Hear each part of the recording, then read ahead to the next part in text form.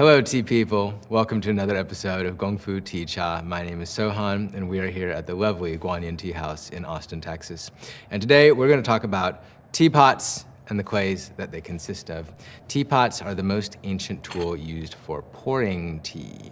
And I make the distinction there because on our last episode, I said that gaiwans are the most ancient tool for steeping tea, and both of those things are true. Gaiwans date back to the early Ming Dynasty, and originally people would drink out of them. You would steep loose leaf tea in them, and then you would drink the tea directly out of the gaiwan.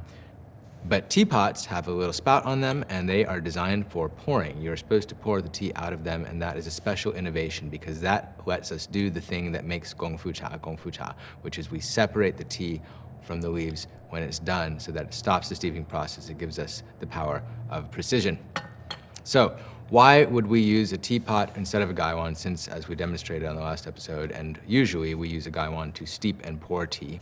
Why would we use a teapot if we can just use a gaiwan? Well, there are differences, and I wouldn't say that one's better than the other, but to generalize, I'll say that a gaiwan is a very, very versatile tool. I can pick the lid up, I can smell the lid to check on the progress of the tea, I can look at the leaves, I can look at the liquor, and I can interact with the leaves by stirring it with the lid. I don't do any of that with a teapot. A teapot is a highly specialized instrument. It's only for steeping one kind of tea, whatever it's dedicated to.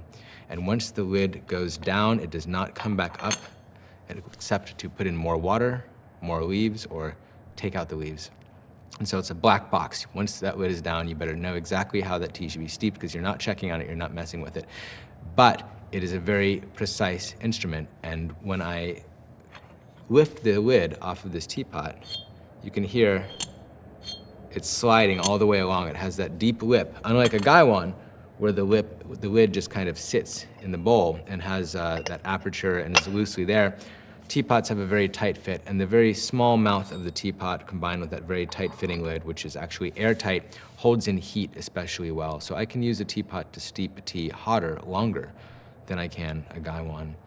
Additionally, the clay that they're made of is very insulative, and that's not the only special thing about the clay that they're made of. Actually, this episode is just as much about clay as it is about teapots, because in Gong Fu Cha, in the practice of Chinese tea culture, the emphasis on clay and the unglazed clay body is immense, and I've never seen anything like it anywhere else. We have all these different types of clay. And so what do these all have in common, these teapot clays, these clays that we use to make tea in?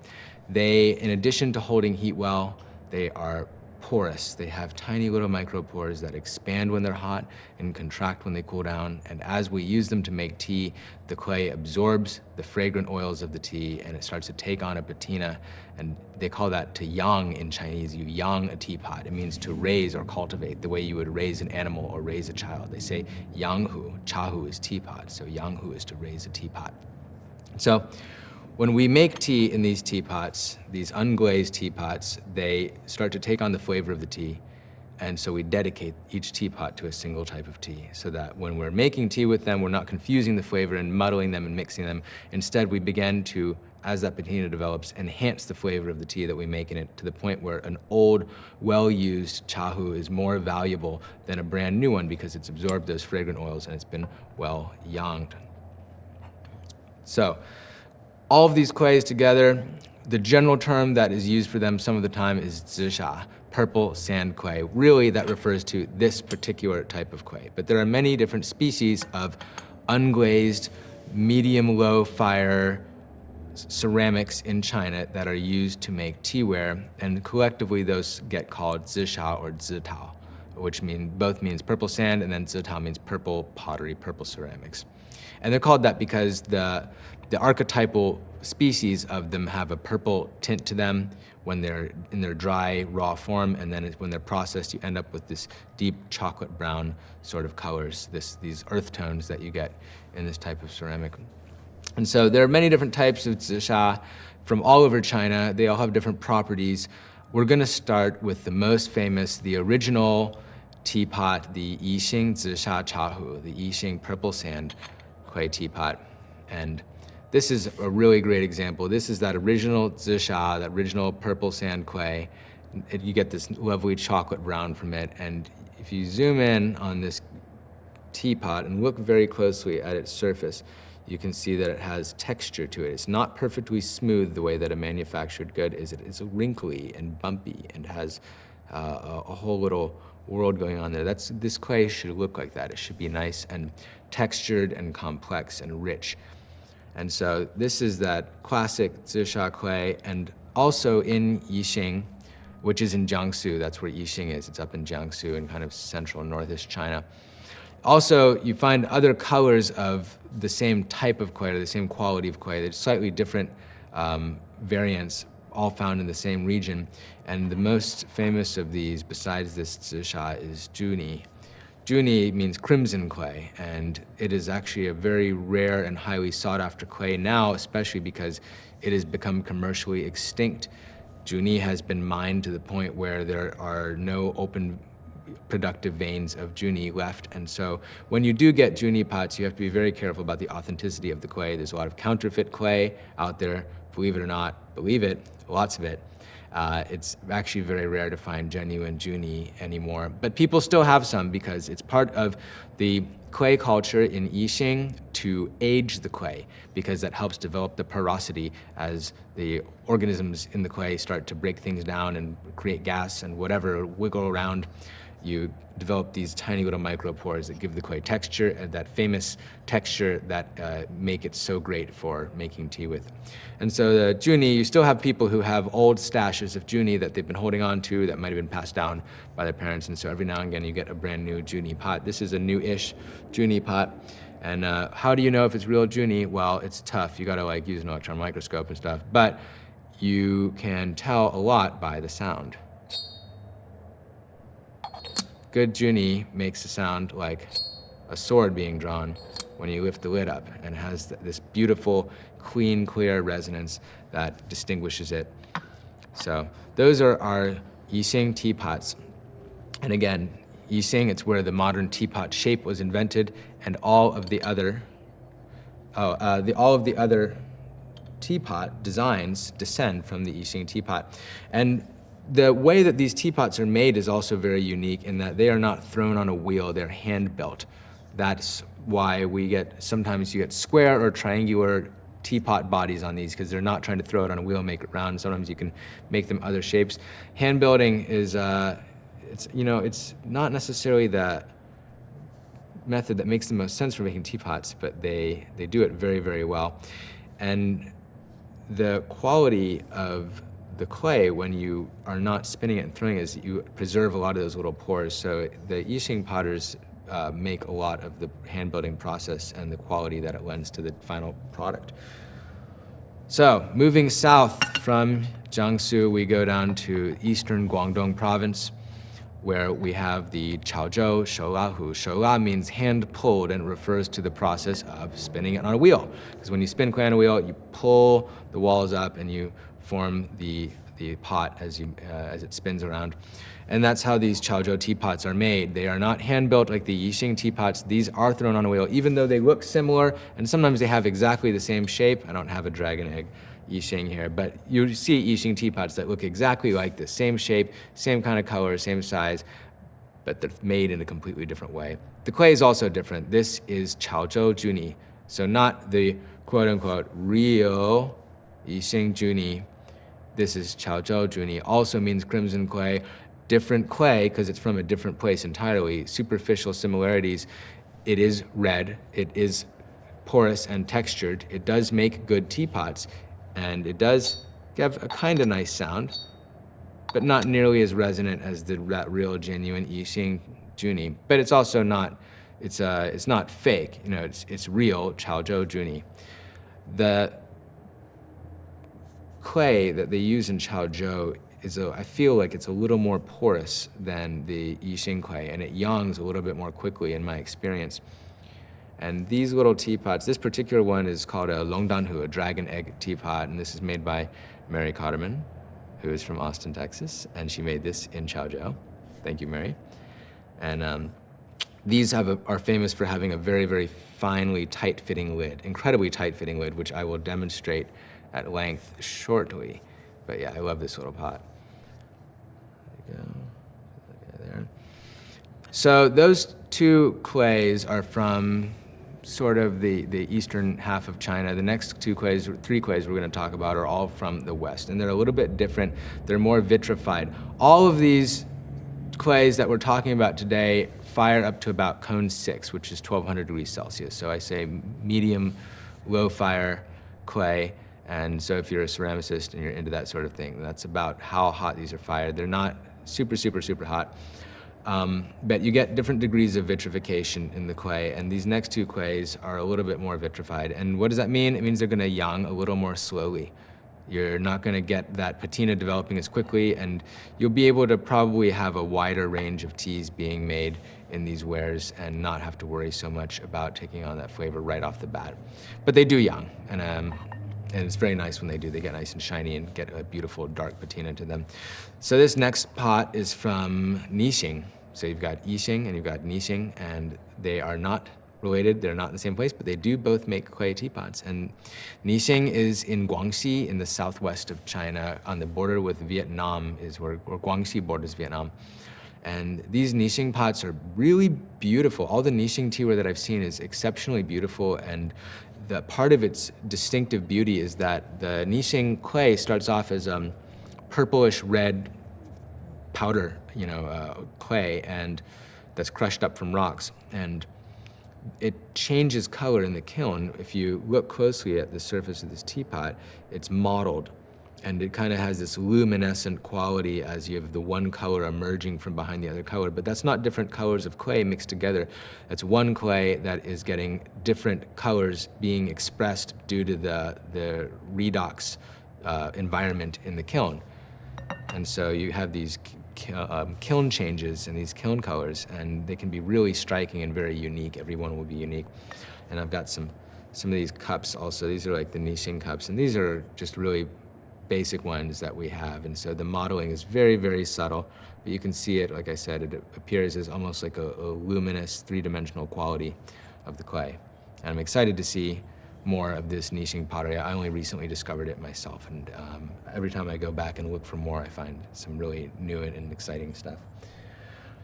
Moving on.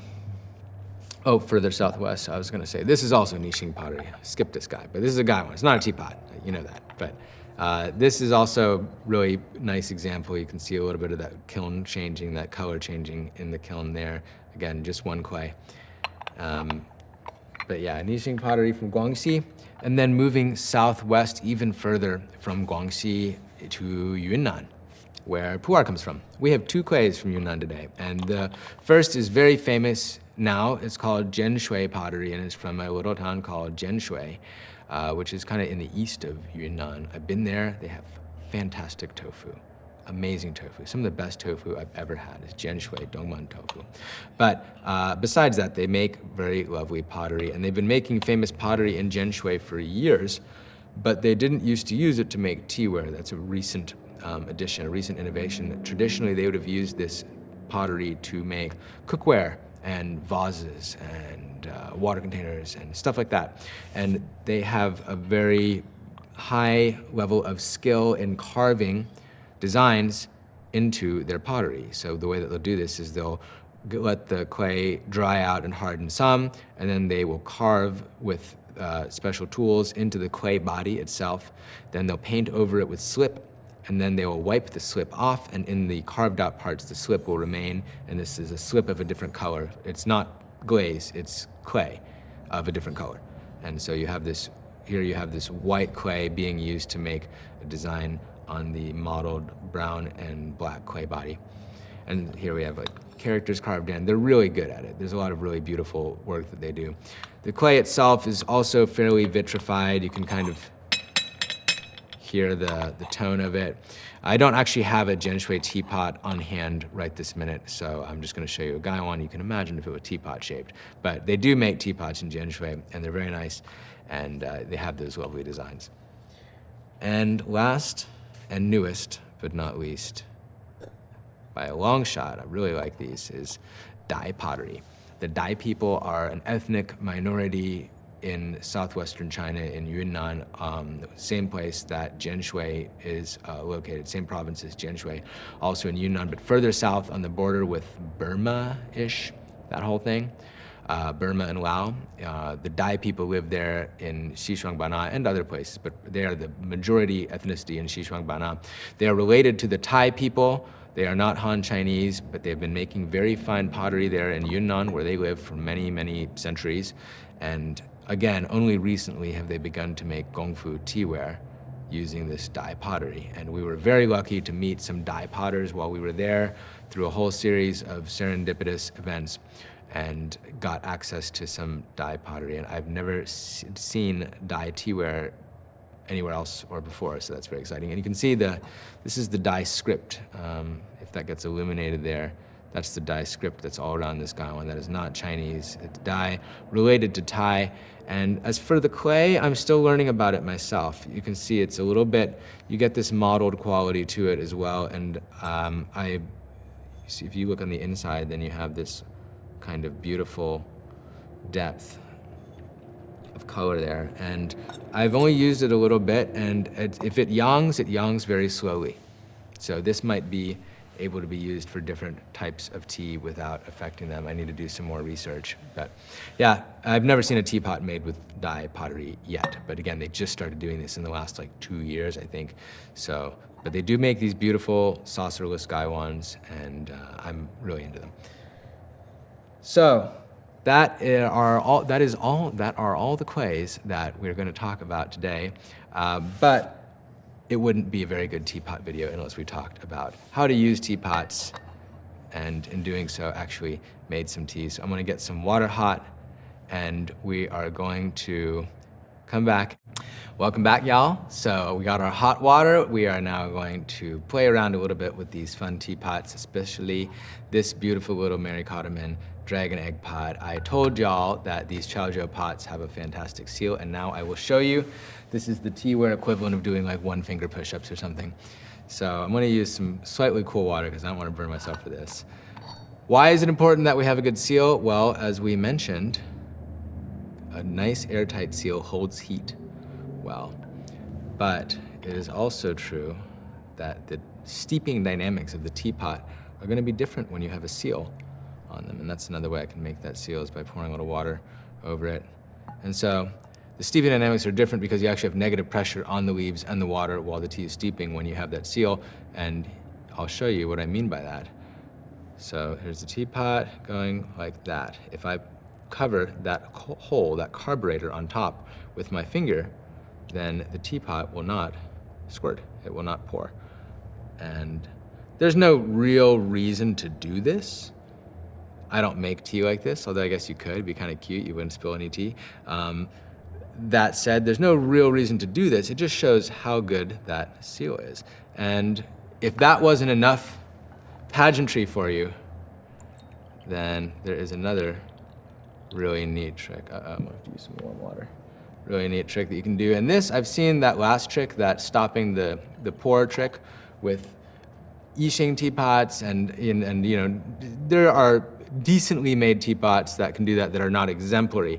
But this next one is something that I've really only seen with good chaozhou and very, very fine yixing pots. There we go. So I'm covering the spout now, and I'm turning the teapot completely upside down. It's an expensive ass teapot, you know? So when you do this in a store, when a teapot owner is like, oh, you want a teapot store owner is like, hey, you want to see how good my teapots are? And he turns the teapot upside down and risks breaking the lid. That's very impressive. The suction on that lid is holding the lid and the water upside down on the teapot. So those are some cool teapot tricks that we can do. And now we're actually going to do the best trick that a teapot can possibly do, which is actually make tea. And there are some other things I'll get to show y'all while we're doing this that distinguish a teapot from a gaiwan. We're going to make some. First, let me get my teapot hot. That was just play water. Here's the real water. I'm going to go ahead and warm up my teapot. So what's fun about a teapot? I can pour water all over it just like that. I can pour water over the top of it. You wouldn't do that with a gaiwan because you'd be pouring water into it. But you can pour water over the top of a teapot. You're not pouring water into the teapot. You're just heating it from the outside. You're creating a seal. There we go, even hotter water. And another fun thing that you can do with a teapot. So now the teapot's actually getting warm, getting hot. I'll go ahead and get a little bit of water in that Gong Dabei. Here we go.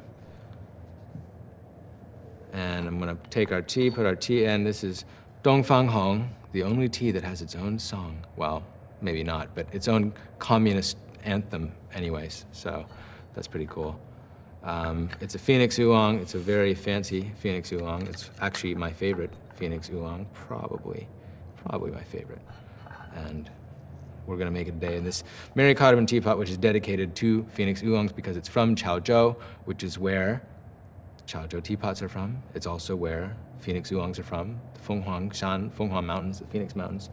So, last cool teapot trick, I can scrape the foam. What does that mean? I've never heard you mention that before. Well, it's this thing that you can do with a teapot. You get this foam on the surface of the tea, except not really on this one because it's a super nice tea, and you can scrape it off and rinse it away. So not a great demo scraping the foam because this tea doesn't have a lot of foam, but some teas, especially teas that are a little bit more dusty, you get a foam forming on the surface of the liquid as you pour it in.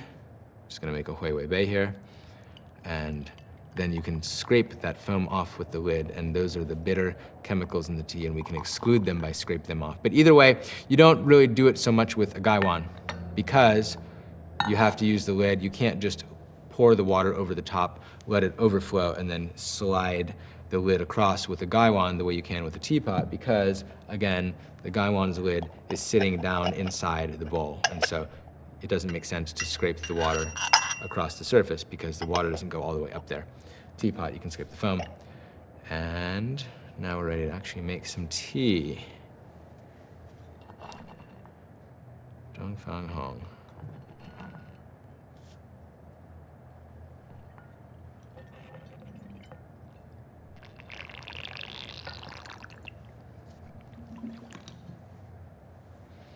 So I'm not actually going to use a Gong Dabei right now. I'm going to do this Chaozhou style because we're using Chaozhou teapot to make some Phoenix Oolong, some Chaozhou tea. So just going to pour it straight into the cups.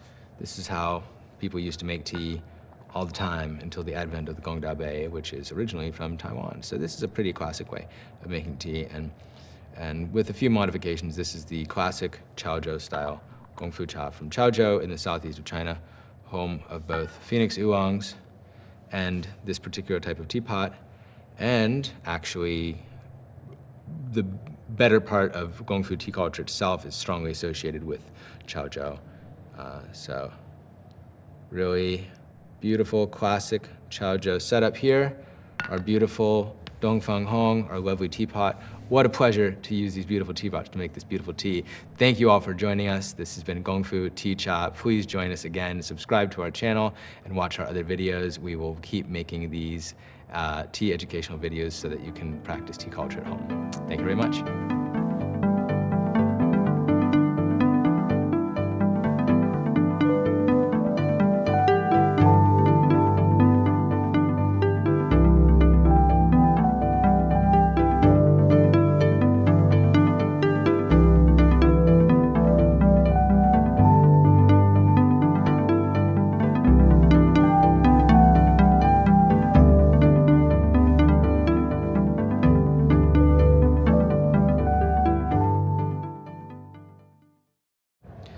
东方红，太阳升，中国出了个毛泽东，他为人民谋幸福啊嘿呦，他是我们大救星。